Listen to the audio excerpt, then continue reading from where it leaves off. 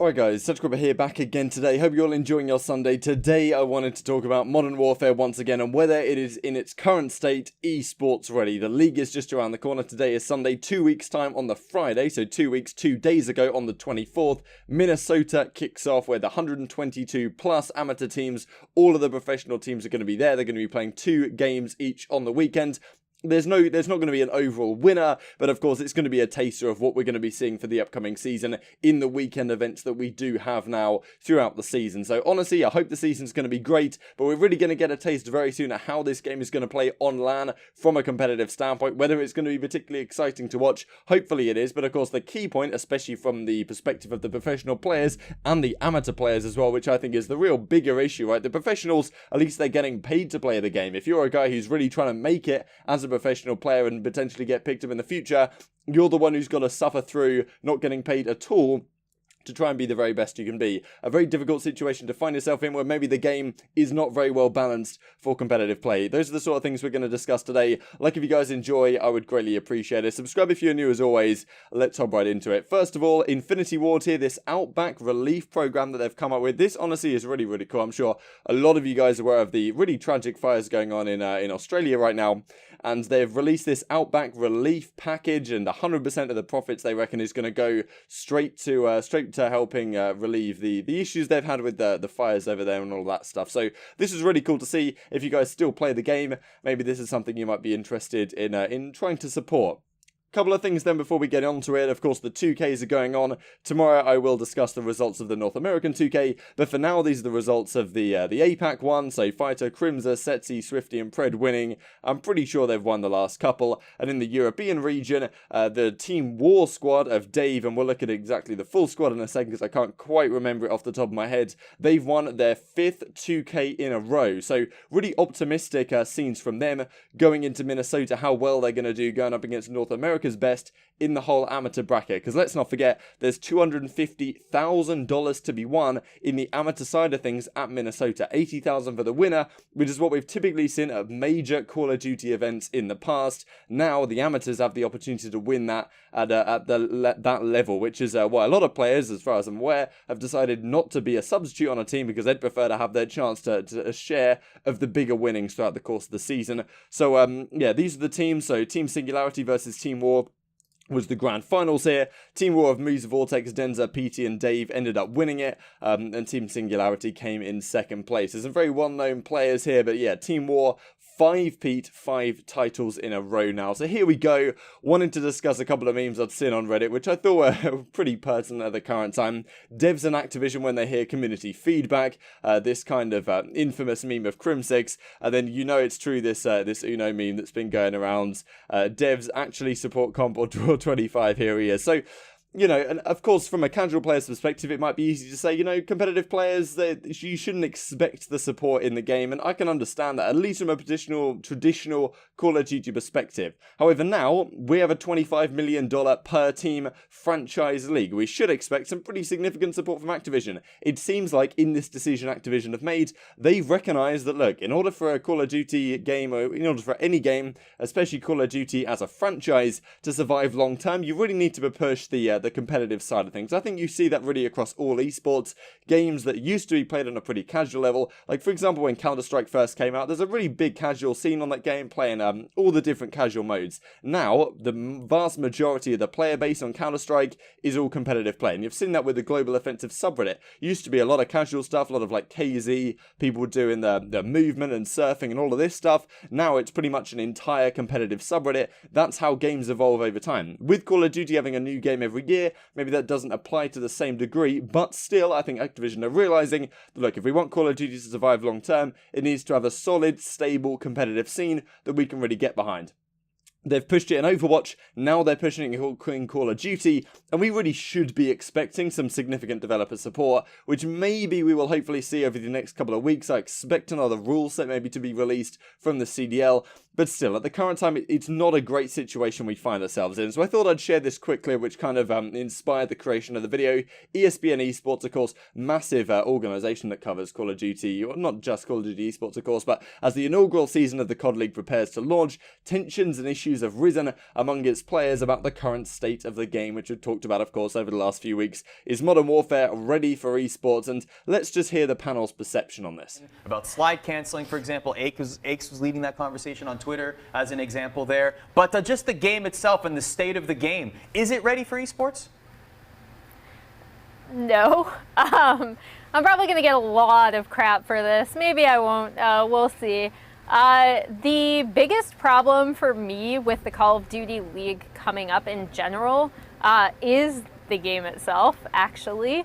It has a lot of problems, from maps to the slide canceling technique that you just mentioned, which again is not new, but it is particularly egregious in this latest version of CoD in the Modern Warfare. So as Inflammable Fire points out on Twitter, that's Emily Rand at League of Emily on Twitter, staff writer at ESPN Esports, seems to be pretty clued up on the current state of the game. Of course, talks about the slide cancelling and those sort of things. Did mention yesterday, though, that the slide cancelling apparently has been fixed and is ready to be rolled out in a patch in the coming days. The fix to the slide cancel issue, if you guys aren't aware, just to reiterate, if you slide twice and then jump and you get the timing right, you can completely cancel the slide out animation, which means that you can shoot much quicker and camera the hell out of people going around the corner. And that, in combination with some of the other issues in the game, as we'll go on to in a couple of minutes time, really causes some big issues from the competitive state of the game, especially when we look at previous iterations of Call of Duty, which haven't had movement issues to this degree, and if they have, it's kind of increased the skill gap rather than decreasing, as a lot of people are saying in this case,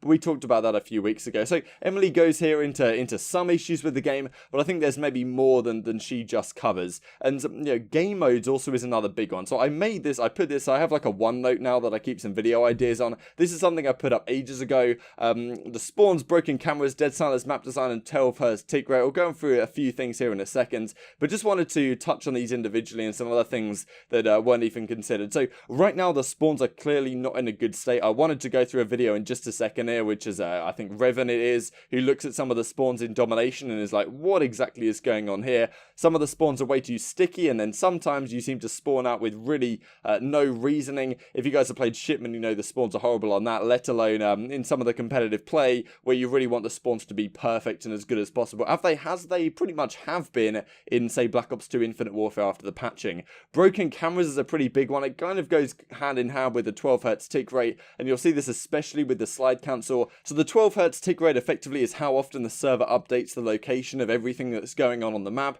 And it goes hand in hand with cameraing. Cameraing effectively is you come around a corner at speed, you come out of sprinting and try and gun someone. And if you get lucky effectively with when the tick happens, let's say you come around the corner just as one of the server ticks has happened, you get a pretty significant amount of time where you can see the enemy before that position even gets updated on your end. In normal games, in proper AAA titles, you would expect this to be, and in public matches, this is 60 hertz. So I think it's 62 hertz, something like that. However, in private matches, we have it on 12 hertz, which is pretty awful to practice on and to play on from a competitive standpoint anyway. In Counter-Strike, for example, you can add an 8 onto the end of this, and 128 hertz is what they play on at the professional level, and even that is sometimes considered not enough. People suggest you could put it up to 256, for example. But yeah, like 12 hertz is honestly embarrassing. That hand in hand with some of when the character model doesn't exactly line up with when you're sliding and jumping and these kind of things, doesn't seem to be perfect. That, in addition to that, really makes things awful. Dead silence is an issue that people haven't really talked about in a while for Search and Destroy.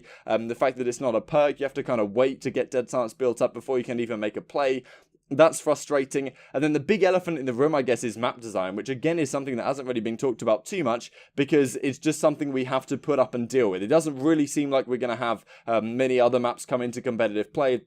Would be nice to see maybe at a mid-season or something, but it doesn't seem like the season is really organised to have a mid-season, so it looks like we're pretty much stuck with the maps we have. They don't seem particularly good to play a lot of the game modes on, not exactly very exciting to watch either, not traditional Call of Duty maps in the normal sense, so it doesn't really seem like we have particularly great maps in this game, and that's another issue that's making it difficult for competitive play. If the maps were different, in my opinion, maps make the game. The gun balances tend to be okay. We've got M4s, we've got MP5s, tends to be now you got 3 or 4 MP5s per map, 1 M4, but that's just with all the attachment variety, we're only really going to have a 2-gun meta, maybe some snipers coming out to play and search and destroy. That element of the game is pretty much okay, but some of the other issues are not great by any means. So just to go through a few things here, so Bobel, John Bobel, Revan, needs some help analyzing this clip. So this is what he sees in terms of the spawns. I find this like crazy how this has happened. So let's look at what happens for the blue team. So the red team has some pretty good map control.